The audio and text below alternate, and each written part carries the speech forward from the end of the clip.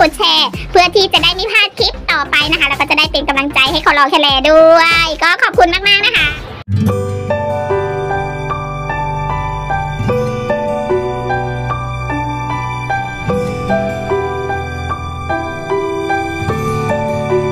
สวัสดีเพื่อนๆนะคะที่กำลังติดตามคอลอแคลอยู่นะคะหรือว่าติดตามบ้านหนูอินดี้115นะคะวันนี้นะคะก็คอลอจริงๆแล้วตั้งใจวันนี้ตั้งใจมากเลยว่าอย่างนี้ดีกว่าเนื่องจากมีคลิปหนึ่งนะคะเกี่ยวกับวิธีการสังเกตหนูแม่พันธุ์นะคะที่ตั้งครรภ์โดยที่ไม่ต้องจับหนูขึ้นมาดูนะคะเป็นอะไรที่แบบยอดวิวการดูนะคะระเบิดไปเลยอะไรอย่างเงี้ยจริงๆส่วนมากแล้วคลิปก็อยู่ละหลักร้อยไม่ถึง100อย่างเงี้ยแต่พอมาเจอคลิปนี้โอ้โหหลัก 5,000 ขึ้นมันก็เลยทำให้คนเราแบบตกใจแล้วก็รู้สึกดีใจ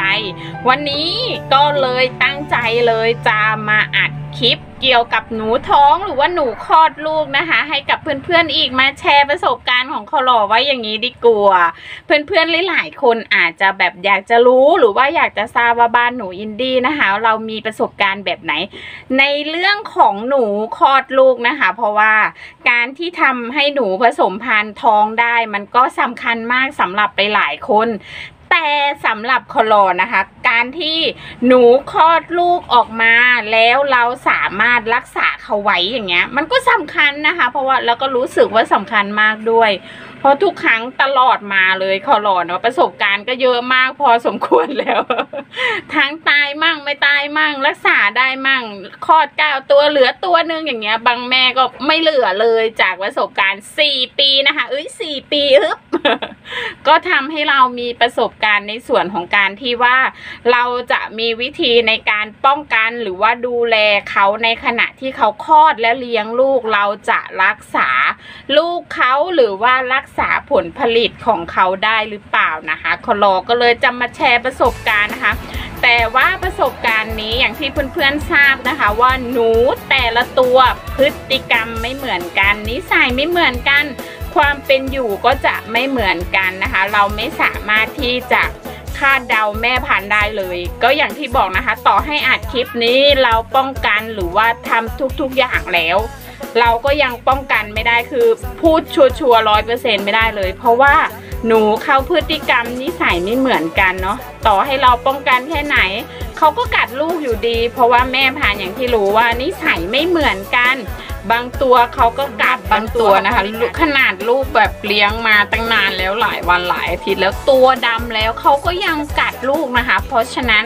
ในเรื่องของการรักษาลูกหนูนะคะให้มีชีวิตอยู่ก็เป็นอะไรที่สำคัญมากเลยที่เราจำเป็นจะต้องหลีกเลี่ยงหรือว่าหาวิธีแบบป้องกันว่าอย่างนี้ดีกว่าเพราะว่าการที่เราจะบอกว่าแก้ไขอย่างเงี้ยมันเป็นอะไรที่ยากมากเพราะว่าหนูแต่ละตัวพฤติกรรมไม่เหมือนกันจริงๆนะคะวันนี้คอลอก็เลยนำประสบการณ์โดยตรงนะคะมาแชร์ให้กับเพื่อนๆวิธีในการป้องกันหรือว่าพยายามรักษาลูกหนูไว้ให้แบบอยู่กับเราโดยที่ว่าไม่ให้แม่กัดนะคะเรามีวิธีดูแลรักษายังไงหรือว่าป้องกันยังไงเพื่อที่จะรักษาลูกหนูไว้ไม่ให้เขากัดหนูนะคะก็จะมีประสบการณ์ในหลายอย่างเลยอย่างที่เราทราบนะคะไอแบบแรกๆเลยอย่างที่เพื่อนๆได้หลายคนคิดเลยว่าจะต้องมีบ้านหลบนะคะสำหรับหนูที่ว่าคลอดลูกครั้งแรกนะคะหรือว่าโดยที่เราไม่ได้ปรับสภาพเขาให้เขาเคยชินกับเสียงเคยชินกับเสียงหลายๆอย่างความตกใจอะไรอย่างเงี้ยซึ่งการตกใจของแม่หนูนะคะมันเป็นปัจจัยหลักเลยที่ทำให้เขากัดลูกเขาเองเพื่อป้องกันนะคะเพราะว่าเขารู้สึกไม่ปลอดภัยพุกหรือว่ายังไงเนี่ยกัดลูกเลยหรือว่าบางครั้งก็จะมีอีกกรณีหนึ่งนะคะคือแม่พันธุ์เขาป่วยเนาะเขาไม่สบายเขาก็จะกัดลูกเขาเหมือนกันเพราะฉะนั้นมันจึงเป็นอะไรที่ว่าคาดเดาได้ยากเราจึงจำเป็นจะต้องป้องกันนะคะอันดับแรกเลยที่ส่วนใหญ่หรือว่าหลายๆฟาร์มจะใช้นั่นก็คือบ้าน การที่เราทำบ้านหรือว่าทำบ่อคลอดให้เขาหรือว่าแยกคลอดมันก็เป็นอะไรที่ทำให้เรารู้สึกว่าช่วยป้องกันได้นะคะก็มีบ้านหลบว่าอย่างนี้ดีกว่าส่วนข้อที่2อันนี้จะเป็นหนูในลักษณะที่เราจะใช้วิธีคล้ายๆเป็นแบบธรรมชาตินะคะเพราะว่า หนูส่วนใหญ่เขาจะชอบอยู่แบบธรรมชาติเหมือนว่าได้กินฟางมั่งได้กินแบบดินอะไรอย่างเงี้ยเราก็จะนำฟางเข้าไปช่วยเพื่อที่ให้เขาทำบ้านให้ลูกอยู่โดยที่ตัวเขาก็จะไปแอบอยู่ใต้ฟางเนาะมันก็เลยกลายเป็นว่าเป็นอีกวิธีหนึ่งที่ทำให้เราแบบป้องกันเพื่อที่จะรักษาหนูไว้นะคะเพราะฉะนั้นข้อที่2ก็คือใช้ฟางเข้าไปช่วยเพื่อที่ให้แม่พันธุ์ทำเป็นดูมหรือว่าทำเป็นบ้านเพื่อที่จะเลี้ยงลูกนะคะส่วนข้อที่3ที่บ้านหนูอินดี้จะใช้วิธีในการปรับสภาพหนูนะคะก็ให้เขาเคยชินกับเสียงเราโดยที่เราไม่ได้ใช้พ่อพันธุ์แม่พันธุ์เนาะเข้ามาอยู่ด้วยกันในขณะที่เขาอายุเยอะแล้วโตแล้วเพราะว่าการที่ใช้พ่อแม่พันธุ์อายุเยอะมากแล้วประสบการณ์เขาต้องเยอะแน่นอนแล้วความเสี่ยงในการที่จะกัดลูกซึ่งเป็นอะไรที่สูงมากนะคะเพราะฉะนั้นในเรื่องของการใช้พ่อแม่พันธุ์ที่อายุเยอะเราจะไม่แนะนำเลยนะคะส่วนข้อที่4ในเรื่องของการป้องกันนะคะมันก็คือการที่เรา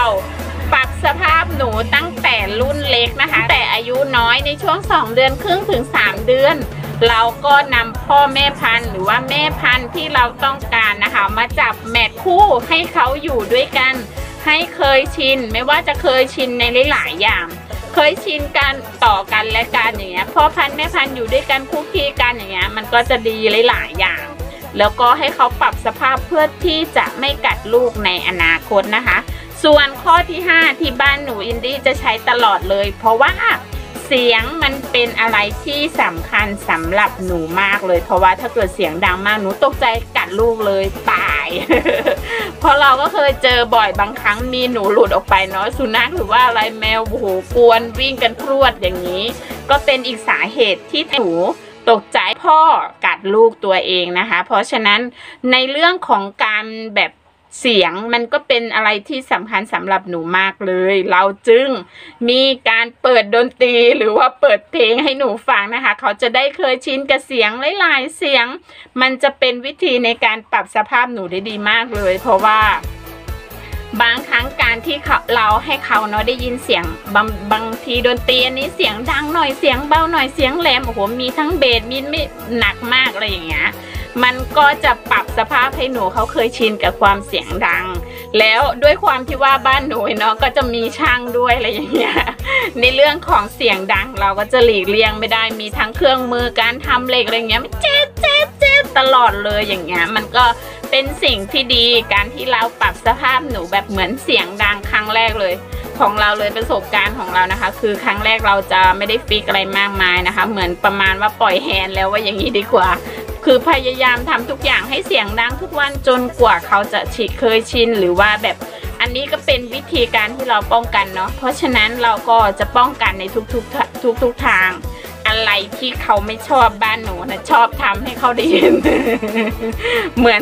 เขาไม่ชอบเสียงดังเราก็ทำเสียงดังให้เขาได้ยินเขากลัวคนเราก็พยายามเดินกวนเขาส่งเสียงอย่างเงี้ยเวลาให้อาหารเราก็ทำเสียงดังกุ๊กกิ๊กอย่างเงี้ยเพื่อให้เขาได้ยินหรือว่าส่งเสียงของเรานะคะออกไปเหมือนคุยกับหนูว่าอย่างงี้แล้วก็เริ่มบ้าแล้วก็คุยกับหนูอะไรอย่างเงี้ยให้เขาได้ยินเสียงหรือจำเสียงเราได้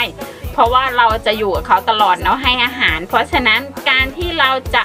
ที่หนูนะคะเขาจำเสียงเราได้มันก็จะทำให้เขารู้สึกว่าเฮ้ยปลอดภัยนะมันเป็นเสียงปกติที่เขาจะได้ยินทุกวันเพราะว่าเราก็ไม่ได้ไปทำร้ายเขาเนาะเขาก็เลยจะจำในส่วนที่ว่าคนนี้ใจดีอะไรเงี้ย แต่มันก็จริงนะคะเพราะว่าหนูบางตัวที่นี่นะคะเหมือนแบบต่อแบบเหมือนประมาณว่าเขาจำเราได้เขาก็จะนอนเฉยอย่างเงี้ยไม่มีปฏิกิริยาแต่ว่าหนูบางตัวนะคะที่ว่าเขาจะมีพฤติกรรมที่แบบรักลูกมากดูแลลูกอย่างดีอย่างเงี้ยคือป้องกันลูกแน่นอนเวลาเราจะให้น้ำให้อะไรเงี้ยโอ้โหวิ่งมาอย่างเงี้ยจะฟัดเราอย่างเดียวเลยอันนี้เขาก็จริงๆก็ไม่ได้มีปัญหามากมายที่อันนี้คือเป็นหนูที่ดีนะคะเลี้ยงลูกดีมากขอรับประกันนะคะแต่มันไม่ดีสำหรับเราอ่ะเพราะว่าเขาอ่ะจะกัดเราอย่างเดียว แต่สำหรับเราแล้วมันก็ไม่มีอะไรเนาะเราก็ป้องกันได้อย่างเงี้ยเราขอแค่ว่าให้เขาเลี้ยงลูกให้เราดูแลลูกแบบให้เราได้ผลผลิตจากของเขาเต็มที่ไม่ใช่ว่าคลอดมา5 ตัวตาย หมดเลยอย่างเงี้ยมันก็เป็นอะไรที่รักษายากมากเลยเพราะฉะนั้นในเรื่องของการรักษาลูกหนูหรือว่าดูแลลูกหนูนะคะไม่ให้พ่อแม่เขากัดมันก็เป็นอะไรที่สำคัญมากจริงๆเพราะว่าการที่เราจะให้เขาผสมพันธุ์แล้วก็คลอดลูกให้เราเนาะมันก็ยากจริงๆมันเป็นอะไรที่แบบเหมือนเราก็ต้องลุ้นอยู่ตลอดอย่างเงี้ยมันก็เลยกลายเป็นว่าถ้าเกิดเขาคลอดลูกออกมาแล้วเราจะป้องกันยังไงเราอยากให้เขาอยู่กับเรานานๆเพราะฉะนั้นวิธีหลายๆอย่างนะคะแต่อันนี้ต้องแนะนำเพื่อนนะคะเพราะว่าหนูแต่ละตัวพฤติกรรมไม่เหมือนกันเพราะฉะนั้นเราก็ควรเอาแบบมีทั้งอย่างที่เขาแชร์มาก็มีหลายวิธีเนาะก็นำเหล่านั้นนะคะไปปรับสภาพกับหนูแม่พันธุ์ตัวนี้ชอบแบบมีบ้านแม่พันธุ์ตัวนี้ชอบแบบมีฟางหรือว่าแม่พันธุ์ตัวนี้ชอบแบบโล่งๆเราก็จะสังเกตได้ง่ายๆคือเหมือนประมาณว่าเลี้ยงลูกไปมาก็คือมีแค่ฟางแบบปูนอนอย่างเงี้ยก็คือถ้าเกิดหนูที่เขารู้สึกเขาสนิทกับเราหรือว่าเขารู้สึกปลอดภัยแล้วอย่างเงี้ยเขาก็จะเปิดให้เราเห็นลูกเขาเต็มที่อย่างเงี้ยคือถ้าเกิดเราเจอหนูแบบเนี้ยคือโอ้โหเพอร์เฟกต์ค่ะ เราก็ไม่จำเป็นที่จะต้องไปกลัวเขากัดลูกนะคะแต่ว่าบางครั้งการที่ว่าหนูมันตกใจอะไรมากๆอย่างเงี้ยเราก็แบบรักษาไว้ไม่ได้เนาะอันนี้เราก็ต้องสำคัญก็คือการทำใจ เพราะว่าการที่เราเสียครั้งหนึ่งครั้งที่สองเราอาจจะได้ลูกก็ได้เพราะฉะนั้น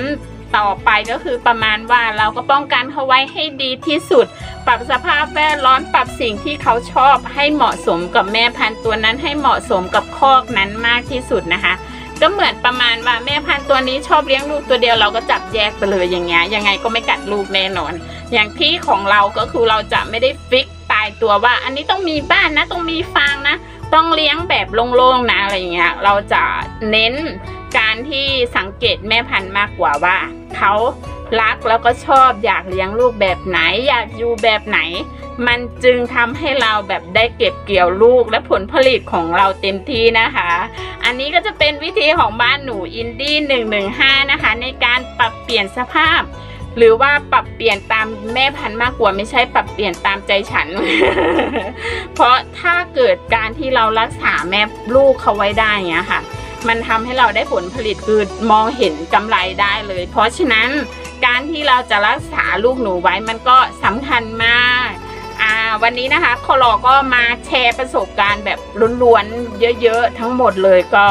หวังว่าเพื่อนๆจะถูกใจเหมือนคลิปวิธีการสังเกตนะคะ สังเกตนมหนูท้องอะไรอย่างเงี้ยก็ขอบคุณมากๆนะคะสุดท้ายแล้วยังไงก็อย่าลืมกดติดตามบ้านหนูอินดี้115นะคะจะเพื่อที่จะเป็นกำลังใจให้คลอแล้วก็จะได้ไม่พลาดคลิปต่อไปนะคะที่สำคัญอย่าลืมสั่นกระดิ่งนะคะจะได้ไม่พลาดคลิปทุกคลิปของคลอแคเลนะคะ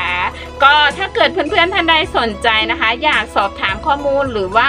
อยากเข้ามาศึกษาเรียนรู้โดยตรงที่บ้านหนูอินดี้นะคะแล้วก็ยินดีต้อนรับนะคะโทรมาได้ที่เบอร์0934359092นะคะหรือว่าพิกัดนะคะบ้านหนูอินดี้115ตั้งอยู่ที่ตำบลลังกาใหญ่อำเภอพิมายจังหวัดนครราชสีมานะคะก็ขอบคุณมากๆนะคะสวัสดีค่ะ